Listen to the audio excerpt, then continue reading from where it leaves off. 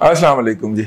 Saudi के साथ तल्लुकात के हवाले से हमारी ये वीलॉग की सीरीज जारी है और ये उस सिलसिले का चौथा प्रोग्राम है और हम कोशिश करेंगे कि आज के प्रोग्राम में बात सिमट जाए चौथे एपिसोड के अंदर। थोड़ा सा लंबा भी हो जाए तो बर्दाश्त कर लीजिएगा, क्योंकि आपकी तरफ से हमेशा शिकवा आता है कि जी 10 मिनट से ज़्यादा नहीं होना चाहिए, 8-10 मिनट से ज़्यादा नहीं होना चाहिए। खैर, अब मैंने पिछला एपिसोड इस बात पे छोड़ा था कि सीपैक के ऊपर फातिहा है, सऊदी अरब के साथ तल्लुकात का खात्मा। आप कहेंगे कि मैं कहाँ से सीपैक घसीट के कहाँ पे ले गया हूँ। बुनियादी तौर पे सीपैक तो कल की पैदावार है ना, ये चाइना को ख्वाब आया था सीपैक का। उससे पहले अगर हम चले जाएं, और हमने अपने हाथों से ये खबरें फाइल की हुई हैं टाइप कर करके। पाकिस्तान के अंदर दो चीज़ें थीं जिनको पाकिस्तान के फ्यूचर की तरक्की कहा जा रहा था। एक Gwadar oil city, Gwadar port, और तीसरा एनटीसी, नेशनल ट्रेड कॉरिडोर। अब नेशनल ट्रेड कॉरिडोर, एनटीसी जो था वो क्या था? उसका बेसिक ऑब्जेक्टिव समझ लें कि पाकिस्तान के मशरक को मगरब से और जो शुमाल था उसको जनूब से कनेक्ट करना था, हर लिहाज से, सड़कों के ज़रिए भी, बिजली पावर की सप्लाई के ज़रिए भी, ताकि एक जगह के रिसोर्सेज हैं, क्योंकि दो जगह के ऊपर रिसोर्सेज हैं। Karachi is the main hub, power centre, productivity है वहाँ पे, इंडस्ट्रियल सिटी है, ठीक है। एमक्यूएम की बरकतों के ज़रिए एस्टेब्लिशमेंट ने वहाँ पे फेंटा चढ़ाया है, मैं ईमानदारी से यही समझता हूँ, ताकि यहाँ से रिसोर्सेज जो हैं बाकी मुल्क के अंदर फैलें, फेंट लगवाई जाए उनको। वहाँ पे इंडस्ट्रियलिस्ट से भत्ते मांगे गए, मंगवाए गए, जिसके नतीजे में इंडस्ट्रियलिस्ट भागा। खासतौर पे हमारे चिन्योटी शेख तो सर पे पाँव रख के भागे, और उन्हें भागना आसान भी था, वो पंजाबी भी बोल लेते थे घरों के अंदर, तो यहाँ पे वो आके एक्लेमेटाइज हो गए और यहाँ पे उन्होंने इंडस्ट्रियल एम्पायर खड़ी करना शुरू कर दी। मियाँ मंशा जैसा बंदा जो है वो अपना हेडक्वार्टर उठा के लाहौर ले आया, ठीक है। आप इससे अंदाज़ा कर लें, मतलब कि शेख साहब जो हैं, शेख मुख्तार साहब जो हैं, वो भी अपना सारा कुछ इधर ले आए पंजाब के अंदर, फैसलाबाद के अंदर। तो चिन्योटी शेख तो भाग आया वहाँ से। मेमन बेचारे के पास भागने का कोई रास्ता नहीं था कि वो कराची से अपने आप को ज़्यादा, मेमन इंडस्ट्रियलिस्ट जो है वो एफिलिएट करता है, लेकिन तबा साहब ने भी तो आके आईसीआई का शेखुपुरा रोड वाला प्लांट खरीदा ही है ना जी, लकी ग्रुप ने, ठीक। और भी बहुत सारे लोग इधर आए, और कराची के अंदर जो वो बहुत ज़्यादा जो एक रोज़गार का सेंटर था, अब भी है खैर, लेकिन वो उसकी हैसियत को सनब किया गया और एक प्लानिंग के तहत किया गया। अब वो प्लानिंग के तहत किया गया, तो खैर वो जो था, हुकूमत का ख्याल था कि सड़कों की कनेक्टिविटी ऐसी कर दी जाए कि एयर ट्रैवल जो है वो मसला ना रहे। आज भी आप देख लें, अगरचे सखर से हैदराबाद तक मोटरवे मौजूद नहीं है, लेकिन बहुत बड़ी आपको आपके हल्का असर में तादाद लोगों की मिलती है जो सड़क के ज़रिए ट्रैवल करना पसंद करते हैं। तो यही के हादसे के बाद ख़ास तौर पे ट्रेन के ज़रिए भी जाना नहीं चाहते, वो कहते हैं अपनी गाड़ी निकालेंगे और 12 घंटे में लाहौर से कराची पहुँच जाएंगे। तो ये जो कनेक्टिविटी थी ये कायम करनी थी। इसी तरह वाइट पाइपलाइन भी बिछना थी, शेरशाह तक बिछी हुई है, मुल्तान तक, आगे जनाब वो जो है वो शेखुपुरा तक भी आना थी, डबल आना थी। इसी तरह गैस की पाइपलाइन, क्योंकि अगली हमारी जो मेजर डिस्कवरीज हो रही हैं गुरगरी टाइप की हैं, गुरगरी भी एक जगह का नाम है जहाँ से बहुत क्वालिटी की गैस निकली है। इस गैस को जो है वो डाउन स्ट्रीम सप्लाई क्यों ना किया जाए SNGPL के सिस्टम के ज़रिए, लेकिन SSGPL और SSGC का जो सिस्टम अलग अलग है, इनको तो कनेक्ट किया ही जाए, सेपरेट पाइपलाइन भी बिछाई जाए। ये सारा प्रोजेक्ट था जी, इसको नेशनल ट्रेड कॉरिडोर का नाम दिया गया।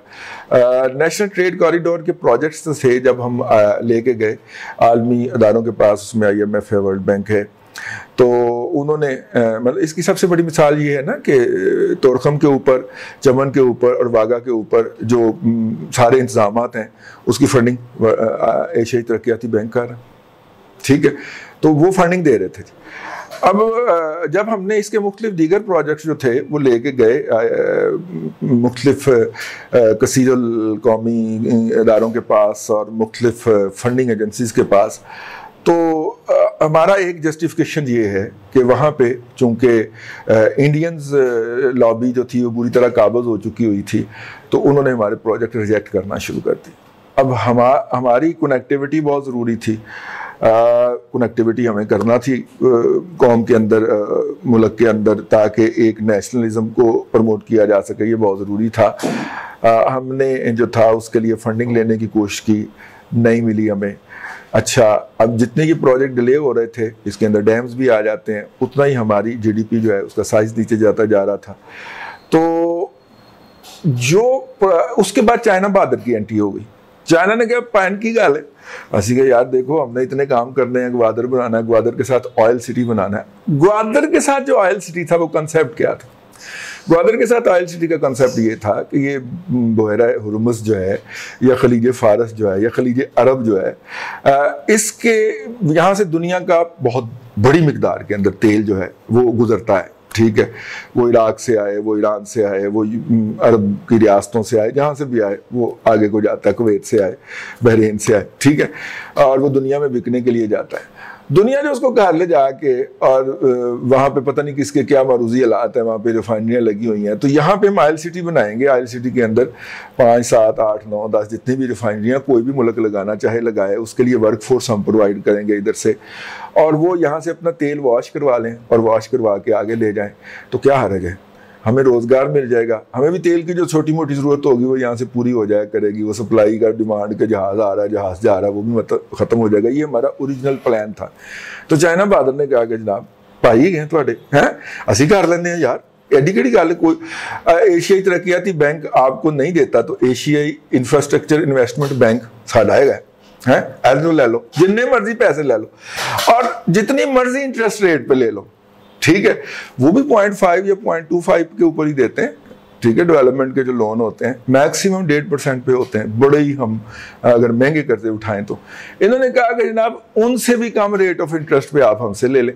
ठीक है, हमने कहा कि जनाब हमने तो मल्टीनेशनल को घेर के लाना था, और पहली मल्टीनेशनल हम जो थी वो सिंगापुर वर्ल्ड पोर्ट जो थी उसको घेर के लाए थे। वो 8 साल बैठे रहे, उन्होंने काम ही कोई नहीं किया। तो अब हम मल्टीनेशनल को घेर के, उन्होंने कहा मल्टीनेशनल तो सियापे होने, भरा थोड़ा मल्टीनेशनल हो गया है। ठीक है, जो शी जिनपिंग साहब जो है उन्होंने कहा भाई आपका मल्टीनेशनल हो गया हुआ है, लो जनाब, उन्होंने हमसे कहा कि हम लगा लेते हैं। अब बेसिकली ये प्रोजेक्ट रोक के पाकिस्तान के जितने भी दोस्त हैं या दुश्मन हैं वो पाकिस्तान को एक कंटेन करना चाह रहे थे, उसको उसकी औकात में लाना चाह रहे थे। जिस तरह वो अगर हुक्म करें तो हम कश्मीरियों के कैंप, ट्रेनिंग कैंप बंद करके उनको बकायदा मुआयना करवाएं। प्राइम मिनिस्टर के मुंह से निकला था ना कि राह के बंदे भेज के मुआयना करवा लें। ठीक है, तो क्यों निकला था? कहीं को पहले कार्रवाई हो गई होगी इस तरह की, तो निकला होगा ना कि पहले भी आपने चेक किया है तो आप फिर करवा लें। हो गई हुई थी कार्रवाई, ठीक है, चेक करवाया हुआ था, उनकी जियो टैगिंग उनके मर्जी से हुई थी कि जनाब यहाँ पे कैंप है तो इनको बंद करे, तो बंद करके फिर आके मुआयना कराया। छोड़े इस बात को, हम इसका जिक्र ही नहीं करते। लेकिन वो जनाब चाइना भाईजान आ गए दरमियान के अंदर। अब वो लोग जिन्होंने पाकिस्तान को इस हवाले से स्क्वीज करना था, ब्लैकमेलिंग करनी थी, कंटेन करना था, अपना ऊपर बातें मनवानी थी, उनकी तो रातों की नींद हराम होगी। ऐसे ही नहीं, वो एलएस जो है वो दिन रात सीपैक को गालियां देती रहती है। सीपैक जो था वो रेस्क्यू प्लान था। जब हमारी अब इसमें अरब में भी इस हवाले से डिवीजन थी। सऊदी अरब कहता था कि तेल मेरा, रिफाइनिंग पाकिस्तान की और बाहर चाइना पाइप के जरिए। चाइना भी हैप्पी हो गया। और आप देख लें सऊदी अरब और चाइना के दरमियान रिसेंटली ऑयल की डील्स के हवाले से कितने ज्यादा लॉन्ग टर्म एग्रीमेंट हुआ है। ठीक है, ईरान के साथ वो अलग डील कर रहा है, सऊदी अरब के साथ वो अलग डील कर रहा है। ठीक हो गया। अब जनाब बाय द वे हमारे हाथ में एक पार्टी चढ़ी थी जिस दिन इमरान खान ने हमला नहीं किया पार्लियामेंट प्राइम मिनिस्टर हाउस के ऊपर, प्राइम मिनिस्टर को निकाल के बाहर निकाल के घसीटेंगे। उस दिन एक अरब इन्वेस्टर आया हुआ था पाकिस्तान में, रॉयल फैमिली का मेंबर था। जो पार्टी उसके लोकल मेजबान थी, वो पार्टी हमारी भी कहीं पुरानी याद अल्लाह थी उनसे। तो उसने मैं फोन किया कि जनाब ये तो कहता है मुझे अगली फ्लाइट में वापस जाना है दुबई। तो मैंने कहा कि तो इसको हम जो है वो 2-2.5 साल की मेहनत के बाद लाए हैं। खैर, तो मैंने कहा कि इसको ना तुम मोटरवे पे डाल और लाहौर आया, ठीक है, और इसको वापस ना जाने दें, इसकी फ्लाइटें बंद हो गई हैं। उसने खैर अपने स्टाफ को कहा, तो उन्होंने कहा कि हम आपका जेट भिजवा देते हैं। नहीं कोई मसला ही नहीं है, सुबह तक हालात सेट हो जाएंगे। उसका ख्याल था कि सुबह जो था वो इमरान खान साहब जो है वो नवाज शरीफ की लाश सड़कों पर घसीट रहे होंगे, उस अरबी का ख्याल था। खैर वो आ गया लाहौर आया तो अब उसको कंपनी देने का मामला था, उसको पाकिस्तान के बारे में अच्छी अच्छी बातें करनी थी, और वो मेरे गल पड़ गई वो बात। वो दोस्त ने कहा कि भाई अब आप इसको हैंडल करेंगे आगे। तो उन साहब के साथ मैं कोई 8-1 बजे लंच करने गया। तो सॉरी डिनर करने गया हमारा से 8 बजे लंच ही होता है, ठीक है। 8 बजे उनके साथ डिनर करने गए और जब उठे तो उस वक्त फजर की अज़ानें हो रही थी। उस बंदे ने बहुत ज्यादा बातें की, खुल के की, डुल के की। अच्छा, अब उस बंदे की कंपोजिशन में बताऊंगा, उसके बाद उसकी तमाम बातें मेरे दिल के अंदर दफन है, ठीक। वो साहब जो थे वो सऊदी फैमिली से थे, ठीक है। गैर मुस्तकिल रहाइश उनकी जो थी, जो कि ज़ाहिर बंदा रहाइश तो होती जहाँ पे मुस्तकिल रहता हो, तो वो तो कभी हेडक्वार्टर उसका जो था वो यूएई में था, ठीक है। और एक बेगम उनकी सऊदीया में थी, एक यूएई में थी, ठीक है। एक उन्होंने ईरानी खातून से भी शादी कर रखी हुई थी और ईरान के अंदर उनकी इन्वेस्टमेंट भी थी।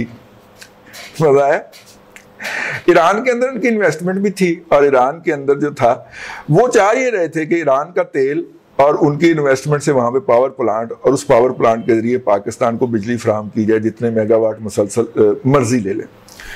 और चूंकि ईरान से हमने वो एग्रीमेंट कर लिया था, अमेरिका को राजी कर लिया था कि हमें बिजली खरीदने की इजाज़त दे दे, तो वो कह रहे थे ये चैनल आप इस्तेमाल कर लें, हम भी आपको करने देते हैं। मैं उसको बड़ा लगा रहा, कायल करता रहा कि यार अगर तुमने वहाँ पे प्लांट लगाना है तो इधर लगा लो। कहते हैं आपकी पॉलिसियाँ नॉर्मल नहीं है, नहीं है वो। खैर बड़ी एक लंबी डिटेल उसके साथ चली। उस बंदे को हमने घेर लिया जी। अगले 3 दिन बाद जाके फिर उसकी मीटिंग हो गई मुतलका बंदों से। खैर ये दरमियान में ऐसी बात आ गई कि इस तरह की बहुत सारी बातें हैं। तो अब सऊदी अरब का तेल, रिफाइनिंग पाकिस्तान की और आगे एक्सपोर्ट, ठीक है। अब अगर आप सऊदी अरब को टांग कराते हैं, पाकिस्तानी के तौर पे बात कर रहा हूँ, तो ये तो अपॉर्चुनिटी गई ना, ठीक है। आपका सीपैक कहाँ खड़ा होगा? और चाइना के पास तो ऑयल नहीं है, चाइना ने भी इसी खित्ते में से किसी ना किसी का ऑयल खरीदना है, और वो ईरान का ऑयल नहीं होना। अगर आपको मैं याद दहानी करवाता चलूँ, वो ईरान का ऑयल नहीं होना।